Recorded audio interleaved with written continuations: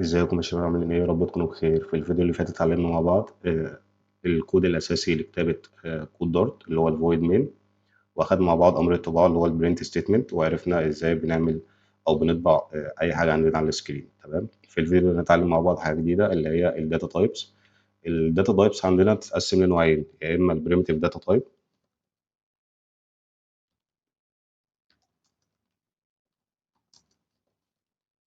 يا اما حاجه تانية اسمها الكوليكشن داتا تايب.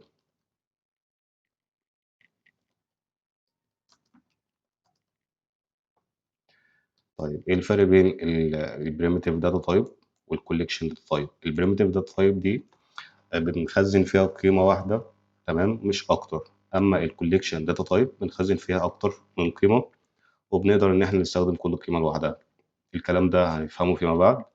النهاردة هنتكلم عن البريمتيف داتا تايب. البريمتيف داتا تايب دي بتحتوي على أربع حاجات: حاجة اسمها string، وحاجة تانية اسمها int، وحاجة تالتة اسمها الدبل، وحاجة أخيرة اسمها البول. تمام. طيب ايه هي الحاجات دي؟ الحاجات دي يعتبر اسمها variables او متغيرات. تمام. طيب ايه فايدة الكلام ده؟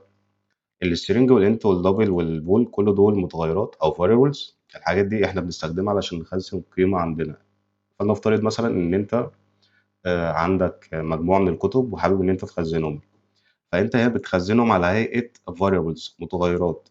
بمعنى انت دلوقتي عندك الكتب وعايز تخزنها، فانت عشان تخزن الكتب دي بتجيب مثلا بوكس أو كرتونة بتحط فيها الكتاب، وكل كتاب مثلا الكتاب العربي بتخليه لوحده في صندوق لوحده، والكتاب الإنجليزي بتخليه في صندوق لوحده، وهكذا. وبتكتب على كل صندوق إن الصندوق ده بيحتوي على كتاب للعربي، والصندوق ده مثلا بيحتوي على كتاب للإنجليزي، وهكذا. تمام.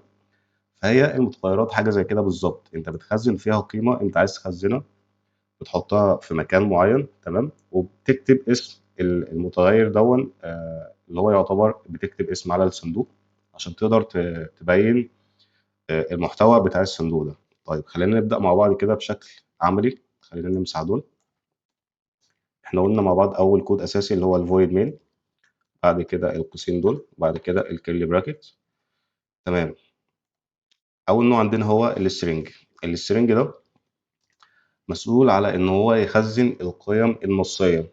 يعني عايز تخزن اسمك، عايز تخزن عنوانك، عايز تخزن اي داتا نصيه عامه، بتتخزن جوه السترنج. تمام. فاحنا قلنا ان الكلام ده شبه ان انت بتخزن حاجه جوه صندوق، وبتكتب على الصندوق اسم الحاجه اللي جوه الصندوق. هنا السترنج ده هو الصندوق. تمام. بعد كده بنكتب البيانات او الاسم اللي بيتكتب على الصندوق. انا مثلا هخزن اسمي، فالاسم يعني نيم. تمام. عشان اقدر اميز ان الصندوق ده بيحتوي على اسمي. او ممكن مثلا لو احنا بنخزن كتب فبنكتب مثلا بنسميه بوك، بنكتب على الصندوق بوك، وبعد كده بنحط علامة يساوي أو اسمها ايكوال. تمام. وبعد كده بنحط الدبل كوتيشن أو سنجل كوتيشن، وبنكتب جواهم الداتا اللي احنا هنخزنها، القيمة بتاعتنا. فأنا سميت المتغير بوك. تمام. وجوه الصندوق ده أنا هحط Arabic بوك. تمام. أخزن الأرابيك بوك. جميل كده. وبنيجي في الآخر بنقفل بالسيمي كولن. طيب انا هنا عملت ايه؟ انا قلت هنا ان انا عندي صندوق. الصندوق ده نوع string بيخزن نصوص، وسميت الصندوق ده بوك لان انا هخزن جواه كتاب عربي. تمام. وبعد كده اديته القيمه اللي هي الكتاب العربي. فكده اصبح ان انا لما اجي ادور على الكتاب بتاعي، الكتاب العربي، فابقى عارف ان هو موجود جوه الصندوق اللي هو من نوع string، والصندوق ده مكتوب عليه اسم الكتاب اللي انا مخزنه جوه اللي هو البوك. تمام. ناخد مثال تاني برضو. لو انا مثلا عايز اخزن اسمي، فبعمل string، بعد كده name، بسمي اسم الصندوق name لان انا اخزن فيه اسمي، بعد كده علامة equal، بعد كده single quotation او double quotation، وهخزن اسمي محمد، وفي النهاية بحط السيمي كول. كده احنا عرفنا الstring. طيب احنا ليه بنعمل الكلام ده؟ لان احنا فيما بعد لما نيجي مثلا، احنا في الفيديو اللي فات اتعلمنا البرنت ستيتمنت اللي هي كانت كده print وبنكتب مثلا my name، ناخد نفس المثال بتاع المرة اللي فاتت، my name is محمد. تمام، هنكتفي بس بكده ونقفل في النهاية بالسيمي كولن. تمام. انا دلوقتي لو قلت لك عايزك تطبع لي الجملة دي 10 مرات مثلا، فانت هتعمل ايه؟ كل مرة تقعد تكتب برنت امر الطباعة، بعد كده تكتب my name is محمد، وتقفل بالسيمي كولن، وتكتب بعد كده السطر التالت برنت المرة التالتة، وهكذا. طب احنا ليه بنعمل كده؟ انت طيب انت تقول لي ممكن تاخدهم كوبي بيست، يعني تاخد السطر ده كوبي كده وتيجي تعمله هنا بيست، وهكذا، وتفضل تكرر الموضوع عدد المرات اللي انا طلبته منك، 10 مرات مثلا او 5 مرات. تمام. اقول لك لا، كده حاجه مش سليمه، كل مره انت بتقعد تكتب الكود بنفسك او بتعمل برنت. تمام. وممكن مثلا وانت بتعمل برنت، لو انت مثلا عندك ابلكيشن بيحتوي مثلا على 100 سطر كود، والبرنت دي موجودة مثلا في أول الكود خالص، في أول الصفحة من فوق. تمام. وأنت مثلا عايز تعمل نفس الجملة دي في نص سطر الكود، فأنت ممكن تكتب حاجة غلط، يعني ممكن تكتب أي حاجة غلط من الجملة دي. يعني ممكن مثلا بدل ما تكتب إز هتكتب مثلا ماي نيم محمد على طول، فأنت ممكن تتلخبط. طيب إحنا عشان كده في حاجة اسمها المتغيرات. المتغيرات دي زي ما قلنا إنها بتخزن جواها الداتا. فأنت مثلا بدل ما بتيجي تعمل برنت ده، خلينا نمسح دول ونمسح ده برضو. تمام. وهنخلي دي هنسميها نيم او ماي نيم. تمام. وهسجل اخزن فيها اسم، اقول هنا ماي نيم از محمد. تمام. ولما اجي اعمل برنت لماي نيم از محمد، القيمه اللي انا خزنتها دي، انا مش بضطر ان انا اكتب برنت وبعد كده اكتب ماي نيم از محمد، لا، انا بعمل برنت لاسم الصندوق اللي عندي، اسم المتغير اللي هو ماي نيم. تمام. بالشكل ده كده، بدل ما كنت هتكتب برنت وبعد كده ماي نيم از محمد، لا، انت كده اصبحت ان انت بتستدعي اسم المتغير على طول وبتعمل له برنت بالشكل ده. تكتب ماي نيم وتيجي في النهايه تحط السيمي كولون وتعمل ران كده، هتلاقيه بيطبع لك ماي نيم از محمد. تمام. يعني هنا مش هيطبع لك ماي نيم، لا، هنا هيطبع لك ماي نيم از محمد، لان ده اسم متغير. تمام. اسم المتغير اللي احنا ادينا له قيمه ماي نيم از محمد، فهو هنا مش بيطبع اسم المتغير، لا، هو بيطبع القيمه اللي احنا اديناها للمتغير. جميل. ده كده كان السترنج داتا تايب. عندنا الانواع التانية اللي هي الانت. الانت ده مسؤول ان هو يخزن الارقام الصحيحه، يعني واحد اتنين تلاته اربعه 10 100 1000 وهكذا. تمام. فهو نفس السترنج داتا تايب برضو.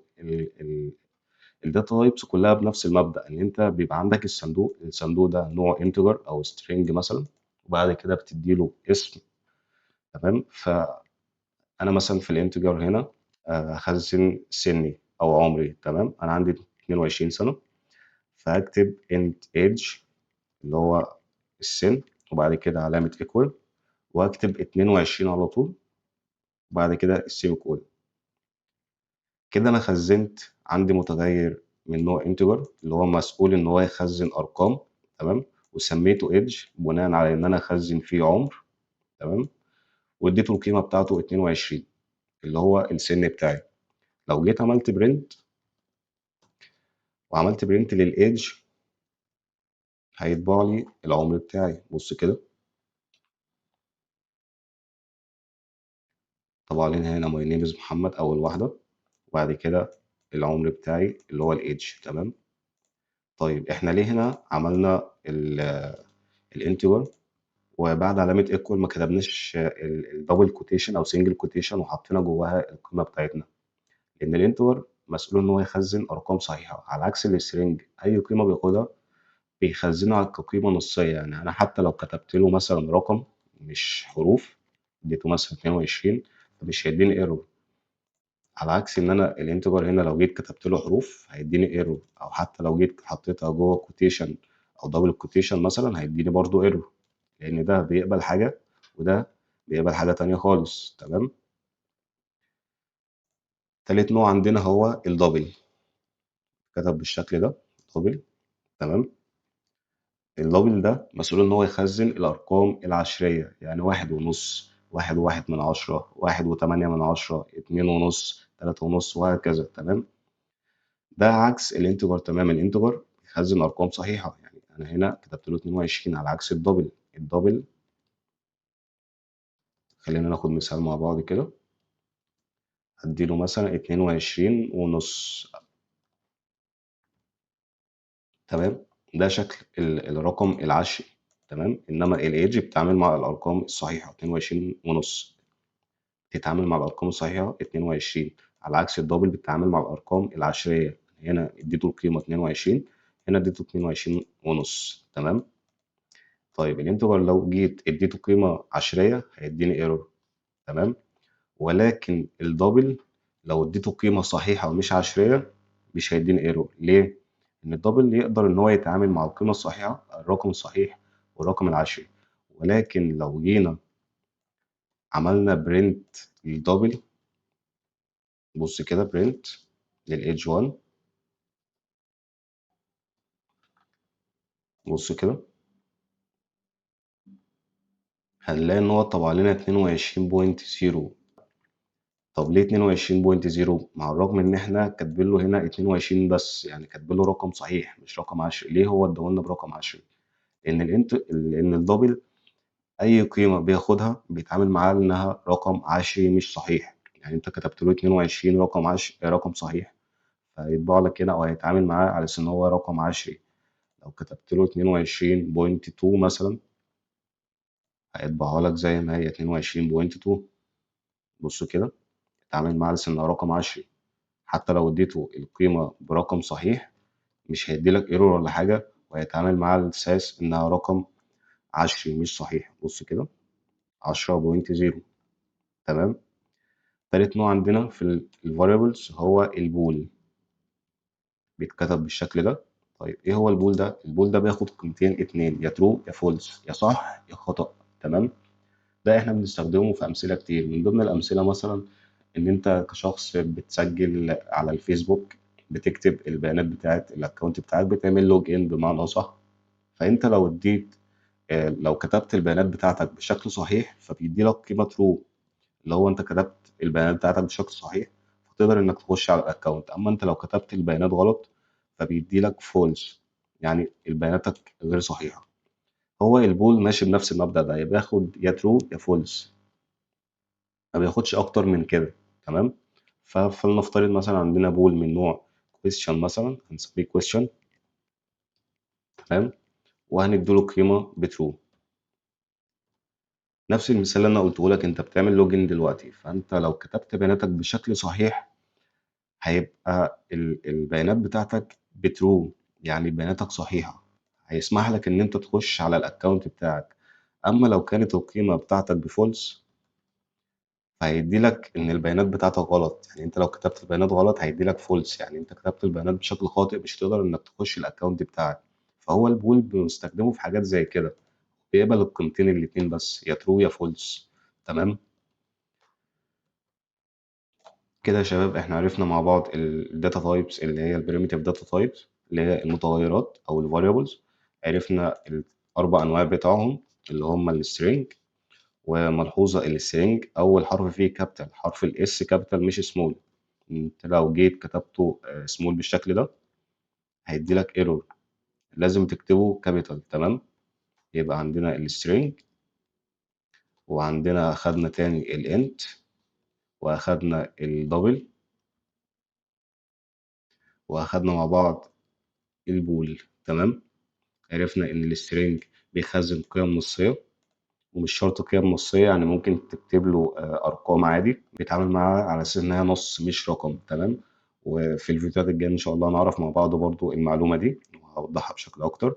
وعرفنا إن الانتجر بيخزن أرقام صحيحة، واحد اتنين تلاتة وهكذا. والدبل بيخزن قيم عشرية، يعني 1.5، 1 وربع، 1 من 10 مثلا وهكذا. وبرضه بيقدر إن هو يقبل أرقام صحيحة زي الانتجر، انتجر بياخد ارقام صحيحه، واحد او اتنين وتلاته وهكذا. والدبل نفس الكلام، بيقدر ان هو يتعامل مع الارقام الصحيحه، ولكن لما بيتعامل معاها على انها رقم عشري. تمام. وعرفنا ان البويان بيقبل حاجتين اتنين بس، يا ترو يا فولس. تمام. وبنستخدمه في امثله زي اللي انا قلت لكم عليها. كده احنا خلصنا شرح الفيديو ده. في الفيديو الجاي ان شاء الله اعرفكم حاجه تخص المتغيرات برضو، بعض القوانين الخاصه بالمتغيرات. وبعد كده هنخش على الكوليكشن داتا تايب. ما تنسوش تعملوا سبسكرايب وتفعلوا زر الجرس عشان تشوفوا فيديوهات اول باول. مع السلامه.